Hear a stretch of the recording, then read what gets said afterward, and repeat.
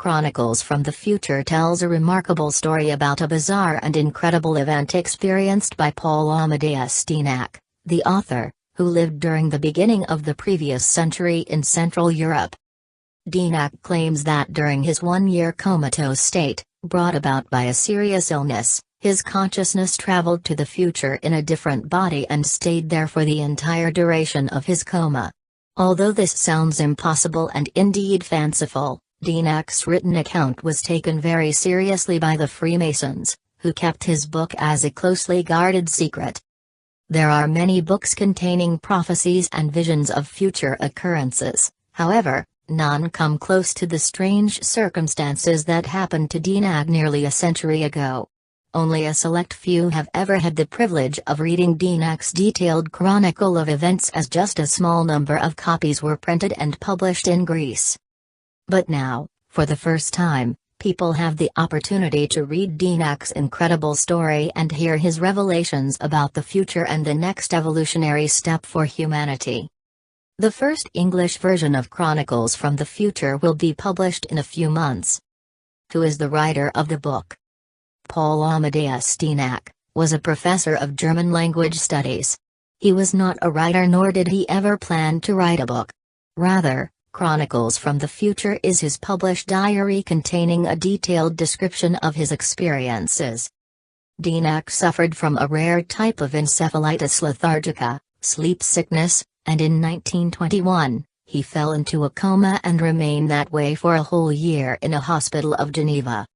What was his experience?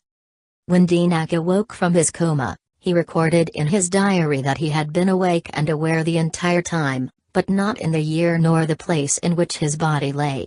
Dienach reported that his consciousness traveled into the body of another man, Andrew Northam, in the year 3906 AD. According to Dienach, individuals in the year 3906 AD realized that a different consciousness had entered the body of Andrew Northam, and so they showed him and explained to him everything about their era, as well as exactly what had occurred from the 21st century up until their present year, showing the path that humanity had followed. Dienach reported that a new species of human being, named Homo occidentalis novus, will follow today's Homo sapiens, and in his memoirs he traces the steps, both good and bad, that will take place over the millennia.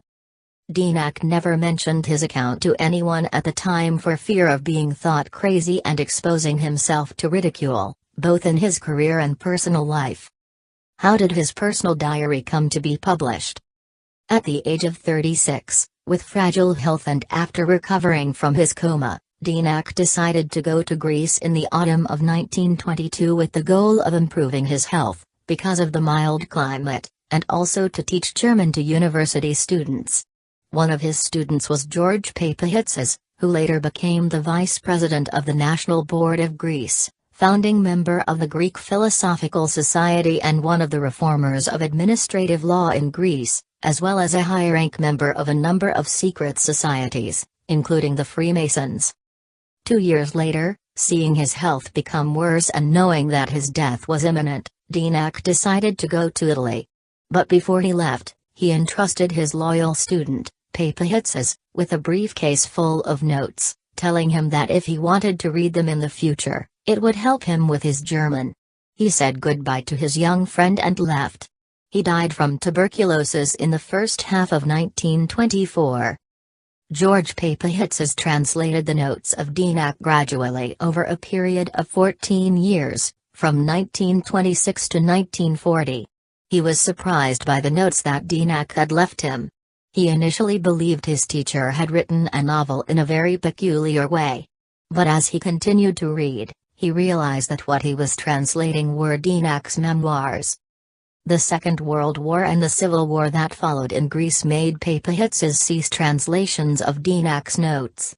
But later on, from 1952 to 1966, Papahitzis tried to trace Dienach or Dienach's relatives by traveling to Zurich on 12 separate occasions. He could not find any relatives or any trace of Dienach.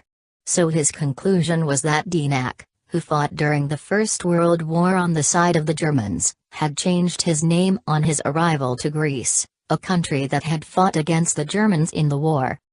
Once translated, Papihitzes shared the notes only within a very closed Masonic circle involving members of the highest degree. The notes were circulated as information of utmost importance for the future of mankind, and among the Masons, Dienach was considered a prophet of modern times. The publishing efforts and the attack of the Church.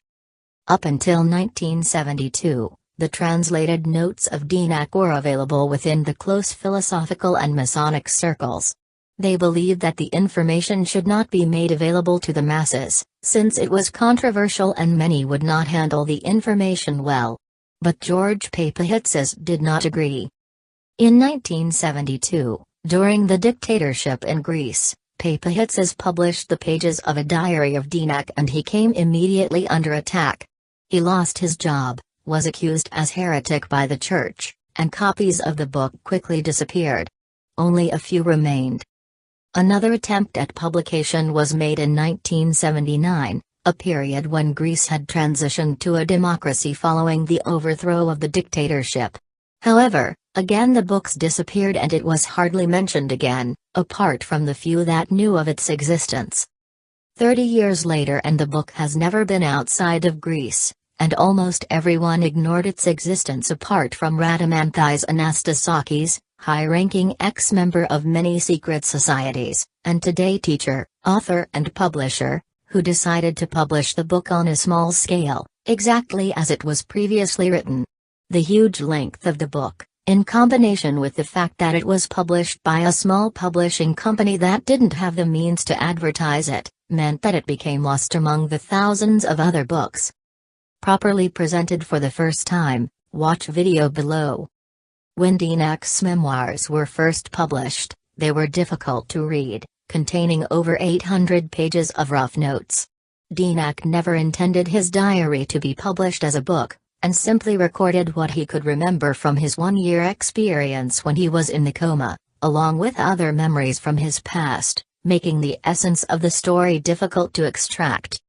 Now for the first time, Dienach's diary has been properly prepared and edited, presenting the key elements of his story in an easy-to-read format, along with stunning illustrations that bring to life the true essence of his experience.